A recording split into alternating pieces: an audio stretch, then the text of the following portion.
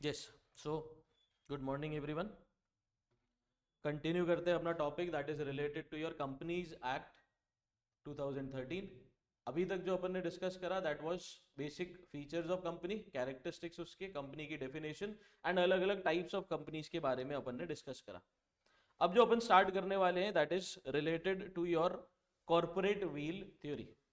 अब कंपनी के फीचर में अपन ने एक कंसेप्ट पढ़ा था that is separate legal entity. पढ़ा था। क्या मतलब होता है सेपरेट लीगल एंटिटी का? बिजनेस एंड ओनर यानी कंपनी एंड ओनर अलग अलग पर्सन है। बिजनेस के काम के लिए रिस्पॉन्सिबिलिटी किसकी रहेगी?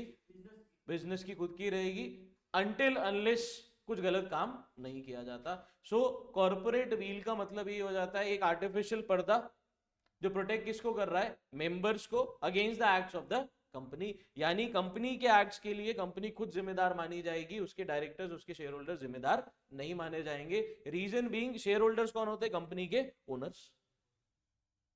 तो अगर हर चीज के लिए उनको जिम्मेदार ठहराना पड़ गया तो बहुत ज्यादा प्रॉब्लम हो जाएगी। इसलिए अपन ने separate legal entity concept establish करा, जिसको अपन ने और प्रोटेक्शन दिया through corporate veil. That is company, बीच में एक आर्टिफिशियल पर्दा, एंड उसके पीछे कौन हो गए? शेयर होल्डर्स या डायरेक्टर्स। सो सेफगार्ड करना शेयर होल्डर्स और डायरेक्टर को इस कॉर्पोरेट व्हील। अब काफी टाइम ऐसी सिचुएशंस आ जाती है जब आप इस कॉर्पोरेट व्हील को लिफ्ट कर देते हैं, that is lifting of corporate wheel, and disregard करते हैं सेपरेट लीगल एंटिटी कंसेप्ट को। एंड जो लोग एक्चुअल में गलत काम के लिए रिस्पॉन्सिबल है उनके अगेंस्ट में एक्शन लेते हैं। क्योंकि फीचर्स के अंदर आपने एक फीचर तो पढ़ा था सेपरेट लीगल एंटिटी, दूसरा था artificial legal person. Real person नहीं है, आर्टिफिशियल पर्सन है that is created by law. तो कंपनी का एज सच कोई दिमाग नहीं है कि वो फ्रॉड कर सके। तो जो लोग फ्रॉड कर रहे हैं उनको रिस्पॉन्सिबल ठहराया जाएगा। तो आपको कॉर्पोरेट व्हील के बारे में बताया गया है, refers to a legal distinction between company and its shareholders. When a company is incorporated it becomes separate legal entity distinct from the people who own or manage it. This concept shields the shareholders from being personally liable for the company's debt and obligation. The protection is known as corporate will. यानी इस चीज यानी ऐसा एक artificial protection जो provide करा जा रहा है ताकि शेयर होल्डर्स कंपनी के एक्ट्स के लिए रिस्पॉन्सिबल नहीं रहे डायरेक्टली। ऑल्दो अगर कोई रेजोल्यूशन पास हुआ है, शेयर होल्डर्स ने अप्रूव करा है, वो गलत है, उसके लिए तो शेयर होल्डर्स रिस्पॉन्सिबल रहेंगे ही रहेंगे। Clear? Now however, in certain cases, the court may lift or pierce the corporate wheel to hold the shareholders or directors personally liable, especially when the company is used for fraudulent or dishonest purpose. क्योंकि fraud के लिए intention to deceive अपन ने पढ़ा है ना। Intention to deceive का basic मतलब आपका इंटेंशन है सामने वाली पार्टी को धोखा देने का। तो अगर फ्रॉड किया जा रहा है तो कंपनी क्योंकि आर्टिफिशियल पर्सन है, उसका दिमाग है नहीं तो वो कर नहीं सकती, तो जो करने वाले लोग हैं उनके अगेंस्ट में एक्शन लिया जाए। तो उसके लिए लिफ्टिंग ऑफ कॉर्पोरेट व्हील का कंसेप्ट स्टैब्लिश हुआ। अब कॉर्पोरेट व्हील का कंसेप्ट या सेपरेट लीगल एंटिटी का कंसेप्ट आया कहां से? The case is Salomon versus Salomon. एक बार केस की हाइलाइट्स को डिस्कस करते हैं फिर इसको समझते हैं। Mister Aron Salomon was a leather boot manufacturer, यानी ये लोग सोल प्रोप्राइटरशिप फॉर्म में एक बिजनेस ऑर्गेनाइजेशन चला रहे थे। He formed a company called Salomon and Company Limited with himself, his wife and 5 children as shareholders to meet the legal requirement of 7 shareholders. तो आपने कंपनी फॉर्मेट में जाने के लिए टेक्निकली सारे के सारे अपने फैमिली मेंबर्स के साथ एक कंपनी को स्टैब्लिश करा। He sold his business to a company, यानी उसका जो सोल प्रोप्राइटरशिप बिजनेस था उसने किसको बेच दिया? जो कंपनी बनाई उसी इंसान ने। अब सेल किया है तो आपको कंसिडरेशन भी मिलेगी, बिजनेस बेचा है तो आपको पैसा भी मिलेगा। तो पैसा किस तरीके से आपने रिसीव करा? For 39,000 pounds and received 10,000 in debentures, that is secured loan, 20,000 in shares and rest in cash. So debentures हो गए, debentures यानी secured creditors हो गया। When the company later became insolvent, the creditors wanted Mr. Salomon to be personally liable. Issue हुआ, was Salomon personally liable for the company's debt? Was the company just a sham or an agent of Mr. Salomon? यानी सिर्फ आपने company बनाई थी, लोगों को धोखा देने के लिए, उनसे पैसे लेने के लिए, और बाद में आपको अल्टीमेटली कंपनी बंदी करनी थी। उधारी ज्यादा बढ़ गई थी, आपने बिजनेस बेचा, कंपनी फॉर्मेट में गए, अब कंपनी और हम तो सेपरेट पर्सन है। तो लोगों का ऐसा कहना था, आपने लोगों के साथ धोखा किया। Judgment: the company was a legal person separate from Mr. Salman. The Salman was not personally liable for the company's debt. The company was validly incorporated and had complied with the law.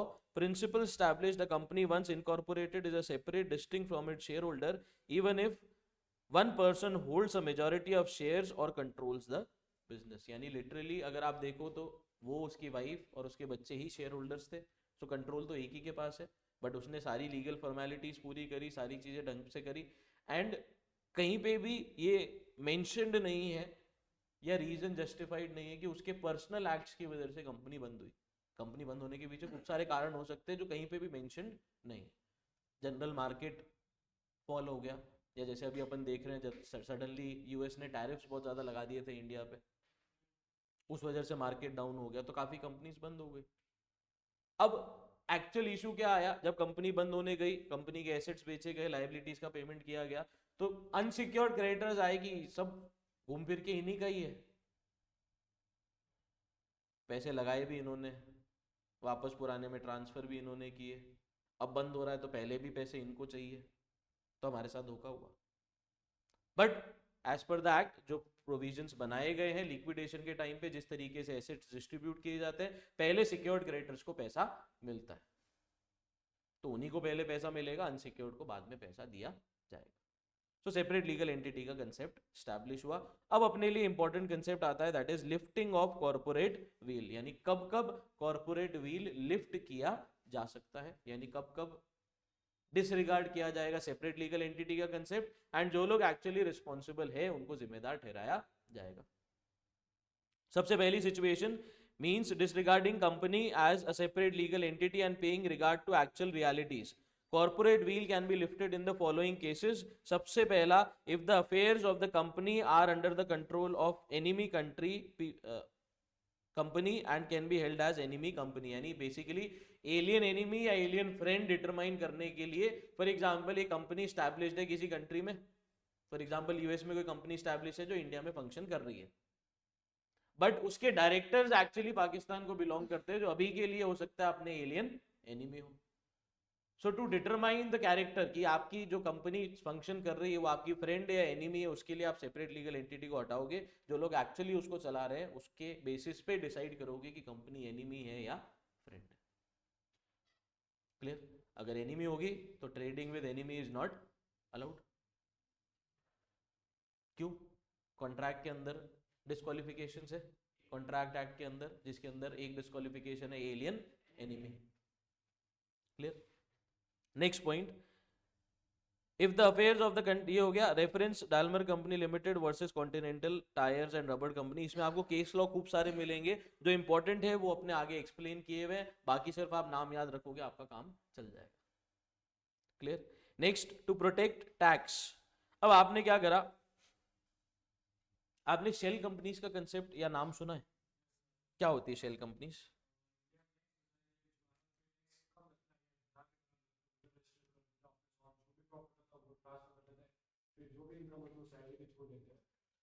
Exactly, shell companies का मतलब क्या हो जाता है, ऐसी companies जो बनाई गई है ऐसी कंट्रीज के अंदर जो टैक्स हेवन कंट्रीज है।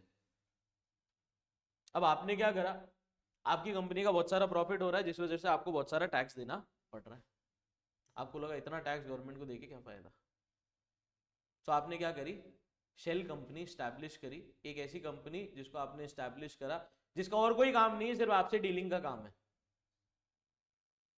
जिसको आपने बनाया किस लिए, ताकि आप अपने प्रॉफिट्स वहां ट्रांसफर करें एंड आपके ऊपर इनकम टैक्स ना लगे या कॉर्पोरेट टैक्स ना लगे।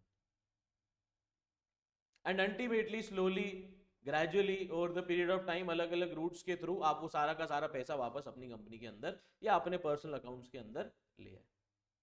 सो अगर ऐसी कोई कंपनी बनाई गई है जिसका पर्पस सिर्फ ये है टैक्स चोरी करने का, तो उसके केस में जो लोग उसके पीछे एक्चुअली रिस्पॉन्सिबल है उनके अगेंस्ट में एक्शन लिया जाएगा। Clear? To protect the revenue for the government, the authorities can lift the corporate wheel and where the corporate entity is used to evade or circumvent tax, यानी tax की चोरी. Third, to avoid legal obligation, के अंदर आ जाता है if the sole purpose of the company is to reduce the amount to be paid by bonus to workmen. अब आपने इसमें क्या किया,